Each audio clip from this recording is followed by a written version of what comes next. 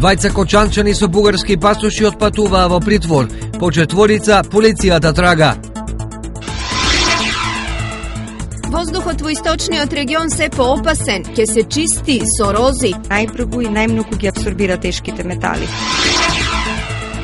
Поради недостиг на кадар, рентген опрема стои неотпакувана во Веровскиот здравен дом. Пациентите се препраќаат во Штип. Штипските советници се скараа за енергетска ефикасност. Проби штипските дебатираа за програми. Само 3 општини од регионот ќе организираат новогодишен дочек на плоштадите. Да донесат некои музичари, фолк музичари кои што ќе одбележат новогодишната ноќ. Денес е празникот на југоносталгичарите. Ги има уште многу. Животот за време на Југославија беше поубав. Двајца кочанчани со бугарски пасоши отпатуваа во притвор, а за да ги смести на истото место, полицијата трага уште по четворица. Групата, сочинета од 5 мина македонци и еден бугарин на возраст од 24 до 48 години, се занимавала со изработка на лажни бугарски пасоши и лични карти, кои потоа ги продавале на лица кои сакале да заминат во Европската Унија. Седиштето на криминалната група е во Кочани, но лажните документи кои тие ги изработувале завршувале кај лица од сите градови, главно од источниот дел на државата. За услугата, фалсификаторите наплаќале од 200 до 300 евра по документ, во зависност од видот и квалитетот. 70% од профитот завршувал за изработка на лажните документи и лицата во Бугарија, додека останатите 30 ги делеле останатите членови од групата. За сега е непознато колку мина набавиле вакви пасоши, но веројатно е дека нивниот број не е мал, зашто вадењето на бугарски пасоши како виза за работа во Европа е атрактивна за многу млади од регионот, кои себе се гледаат како европејци. Освен со изработка на лажни бугарски документи, групата од Бугарија набавувала и лажни евра кои потоа ги пуштала во промет во Македонија. Само во Штип, Кочани и Берово за краток период се пријавени неколку случаи при обид за пазарување со лажни пари, главно со банкноти од по 50 евра.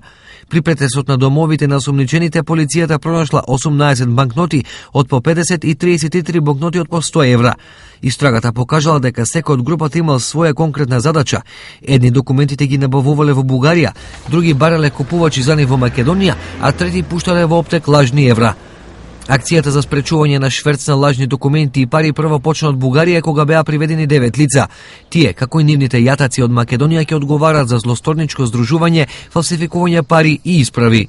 Освен лажни пасоши и пари, кочанската полиција заплени и месо од дивеч. Се работи за 35 кг месо од дива свиња и 45 кг од делен. Месото спакувано во најлонски вреќи е пренедено во возило на македонски шуми паркирано пред шумската кукичка во Осогово. Во тек истрага која треба да утврди дали се работи за изолиран случај или за разработен синџир за лов на дивеч и нелегална продажба на месо.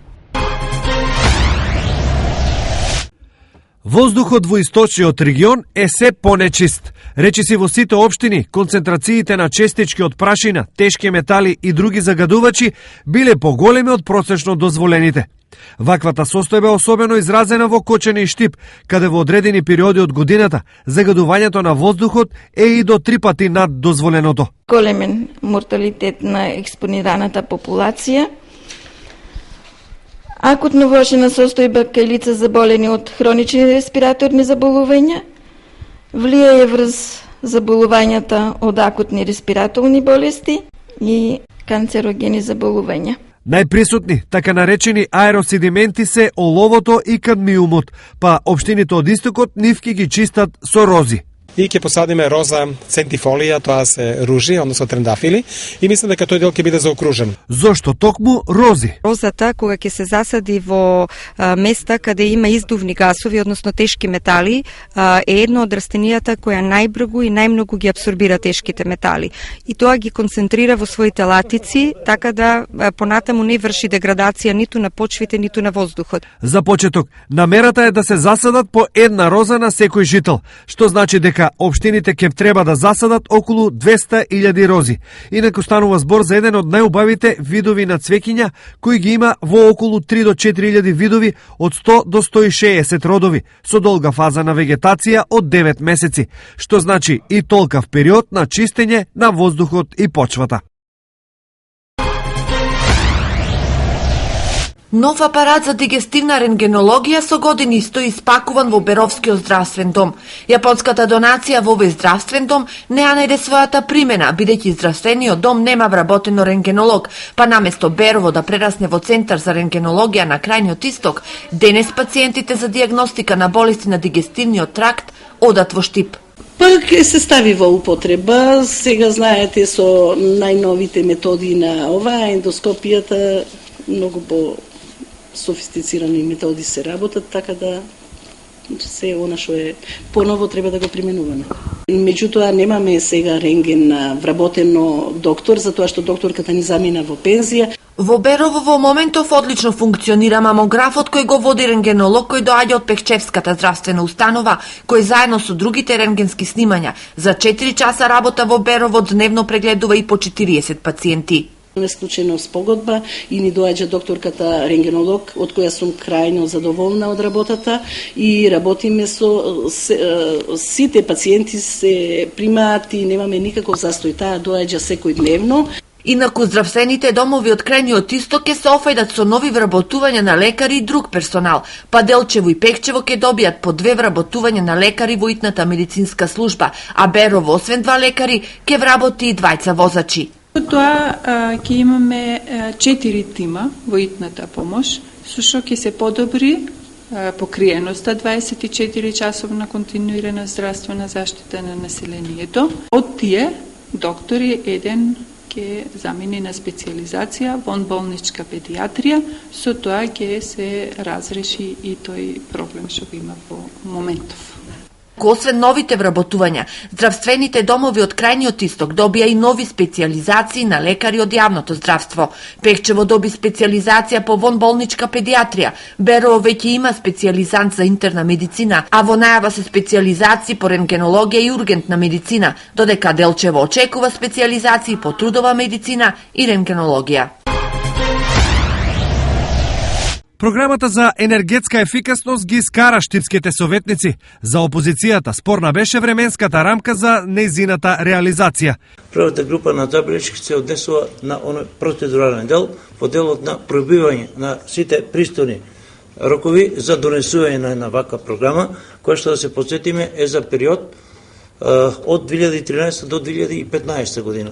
Штип навреме си ја заврши работата, но работите се закочиле во Агенцијата за енергетика, образложија од Штипската општина. Дојде до некој нивно доцнење затоа што тие избира на јавен тендер, значи консултантска куќа кој ќе ги одобри овие тригодишни програми, затоа дојде доцнење од нивна страна. Но освен времето, за опозиционерите спорни беа и предвидените активности.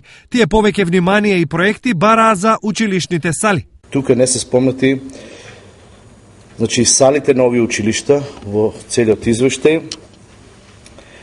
кои веќе со децени не се затоплуваат. Ова немало да биде уште долго, зашто спортските сали ќе се средуваат во комплет со училиштата. Идната година приоритетни е училиштето, значи Тоша Арсов, дилеме нема дека прозорите стари, повеќе од 36 години. Свеси сум дека училиштето се одржува максимално, но знаете, сепак години се го прават своето, ние ќе се потрудиме да успееме да тоа го завршиме. Освен Штипскиот, седница денес одржа и Советот на Проби Штип. Денешнава седница на Совет имавме 26 точки на дневниот ред. Во најголем дел точките беа кои што ги изгласавме и помина речиси едногласно, беа предлог програмите за работа на локалната самоуправа, на одделенијата во локалната самоуправа, на јавната општинска установа Дом на култура Златовски рудар од Проби Штип, каде што во претходниот период имавме интензивни активности по однос на давање на предлози за внесување во самите програми. Советите од регионот до крајот на годината ќе одржат уште една седница, што значи дека имаат уште еден месец за да ги донесат програмите и буџетите за до година. За 2,8% е зголемен бројот на работници во индустријата во октомври во однос на истиот период лани, пресметала статистика. Најголем пораст на работници бележат секторите рударство, преработувачка индустрија и снабдување со електрична енергија. Изгубените лични карти, возачки и сообраќајни дозволи, пасошите и здравствените картички од наредната година ќе можат да се објават за неважечки на шалтерите на МВР и во подрачните единици на Фондот за здравство. Со ова се олеснува процедурата за пријава на неважечки документи, особено за граѓаните кои живеат надвор од Скопје.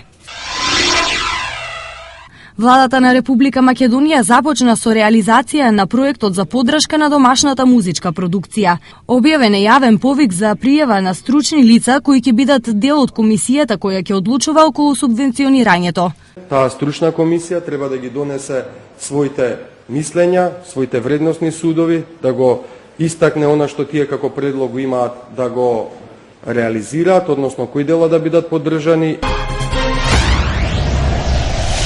Само 3 општини од регионот ќе организираат новогодишен дочек на плоштадите. За колективна веселба се одлучија Проби Штип, Македонска каменица и Штип. За декорација и естрадни уметници, трите општини ќе потрошат околу 15.000 евра. Постои иницијатива од група на граѓани кои што веќе разговараа со градоначалникот.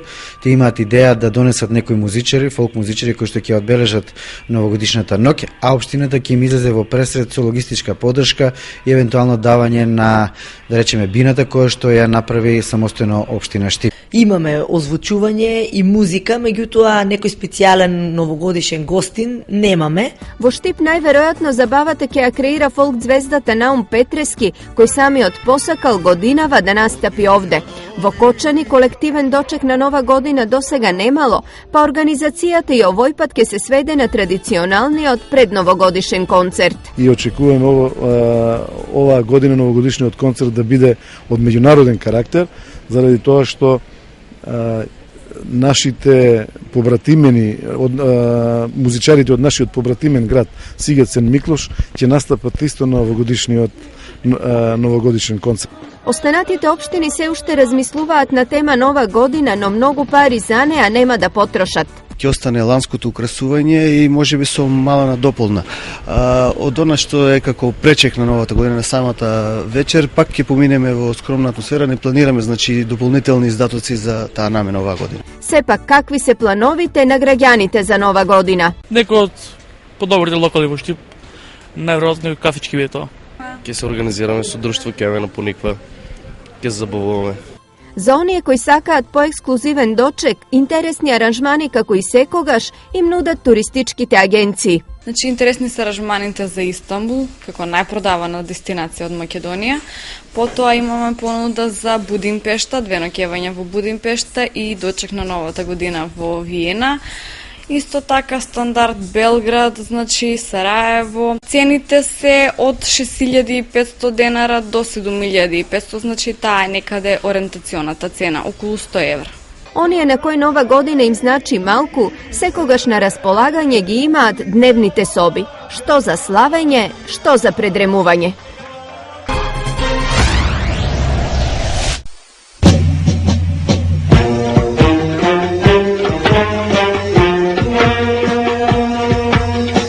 Ова е една од најпознатите југословенски песни, синоним на заедничкото живење во некогашна СФРЈ, чии темели се удрени на 29 ноември, денот на Републиката. Кај оние на кои некогашна Југославија им останале во убаво сеќавање, овој ден се уште буди спомени. Кога поубаво се живееше, сега или во Југославија? Можете тако прашање да поставите. Ајде, па сигурно дека тогаш во Југославија се подобро живееше. Затоа што јас сум живел и во тоа време, голем дел од мојот живот и сега. Порано подобро се живеало, затоа е останало во сеќавање на луѓето. Ден денеска. Јас работех во Руднику, идехме на одмор, на годишен одмор на Јадранско море и кој ќе крена ме од тука. Абу паркот ќе си спиеш, абе на автобус, абе безбеден си, никој те не чепка. За оние помладите од 20 години, 29 ноември е само датум од учебниците, но за оние во подминати години, денот на Републиката е синоним за нешто друго. Прво не се работеше, тоа беше неработен празник. Празничен ден. И осеќаше се една свечена атмосфера у цела тогавашна Југославија. Ние се групово собереме, идеме у кафана, порача се мени што треба таму и се осеќа една празнична атмосфера. Убаво. Токму и поради ова, за Југославија некои се уште сонуваат со отворени очи. Носталгија има за тоа што животот за време на Југославија беше поубав него денешниот. И затоа ние повозрастни имаме југоността. Лично мене, ако ме питате, ја сакам да се вратам. Јас сум бил во тоа време, работил сум, учил сум, бил сум војска. За оние кои не знаат, 29 ноември е поврзан со второто заседание на АВНОј во Јајце, ден кога се удрени темелите на државата Југославија како заедничка држава на народите на 6 републики, 5 националности, 3 религии и само една цел – братство и единство. Празникот не го преживеа распадот на СФРЈ во ниту една република, освен во Србија, каде е укинат дури во 2002 година. Виница е првата општина во државата која донесе стратешки документ за справување со корупцијата за периодот од 2014 до 2017 година. Стратегијата е фокусирана на 3 области: управување со човечките ресурси, издавање на дозволи и лиценци и управување со финансии. Таа е изработена во рамки на проектот Градови без корупција, градови со иднина. Градоначалникот на Штип Илчо Захариев денес ги додели потврдите на учесниците во проектот бесплатни обуки за знаење и вештини од областа на финансиите, маркетингот и менеджментот. Обуката беше намената за 20-тина луѓе, со тоа што имаше некаде пријавено над 60-70 кои што ги оставивме за наредните патишта и кои што сигурно ќе имаат приоритет во натамошните обуки. Општина Штип, градејќи ги своите стручни квалификации на своите жители и граѓани, ќе јакне како општина. И ние тоа мораме да го стимулираме и негуваме, така да оваа соработка со универзитетот навистина ни е добро дојдена. Средното општинско училиште Јане Сандански на чекор до добивање на еколошкиот сертификат Зелено знаме, кој сега го имаат само 3 средни училишта во државата и ниту едно во регионот. Сето ова се работи уште пред програмата ОХО, значи Јане Сандански, таа еколошкиот дел од програмата си тера уште пред до 3 до 4 години, така да ние сметаме на позитивни реакции, едноставно дојдоа представници на ОХО и Министерството да се уверат во да го посетат училиштето, едноставно да се уверат во она што ние како материјал писмен им го испративме. Членови на раководството на Социјалдемократскиот сојуз вчера беа меѓуберовчани. Овие мерки ние ги презентираме пред граѓаните, не пред владата. Владата не ја сметам уопште за играч во нашава цела активност што ја водиме. И не знам зашто се меша владата, никој не се обраќа на неа. На граѓаните им е доста од популизам. Ние гледаме да бидат реални мерките, а и интересни и корисни за граѓаните. Ниските зимски температури не беа причина денешниот пазарен ден да помине без пазарџии, но и без купувачи. На Штипскиот пазар имаше голем избор на земјоделски производи, но денешниот петок најбарана беше марулата. Која цена ја давате марулата? 320. Се троши ли? Се троши, како алба оде. Колку донесовте денес на пазар? Денеска донесуваме 20 вреки. И како? Сите ги продадеме. Нема да има проблем. Според вас цената реална ли? Реална цена. Реална, епте. Од каде сте ви? Радовиш. Од таму е. Наше производство. Како и вообичаено, оние кои денес дојдоа да пазаруваат беа задоволни од понудата, но кога станува збор за цената, поделени во мислењето. Пазаревте денес? Сега почнувам, ама добра. Што е на вашето мени? Што треба да се купи? Се зеленко, нешто, салатички, такви работи. Какви се цените денешниот пазар? Во време сега што е зимно време, баш супер се. Избор има? Има. Пуно е пазара, ја гледам баш од се има. Перче, патличанче ќе земеме. Добро е, солидно. Има ли избор? Има избор, има роба, има. Само пари многу слабо. Иначе се добро. Цените како се? Скапи се. Скапи се цените. За нас се скапи, иначе мора да се ефтини. Инаку цените на денешниот пазар беа без поголеми промени од минатиот петок. Компирот се продаваше по 25 динари, лукот 120, спанаќ од 30, зелката од 8 до 10 динари. Карфиолот се продаваше од 10 до 15 динари, морковот 30, фразот 120. Лимоните се продаваа за 50 динари за килограм, портокалите по 60 и јаболката по 30 динари. Најме се допаѓа што сакат овие големите буџевања се збогатуваат, сиромашијата да умират. Тоа едноставно може да кажеме. Едно дете треба нешто да го купиш, нели? Возиш го со мене, кај треба да го купиш, а дека пари? Не може да најдеш прва екзистенцијата битна.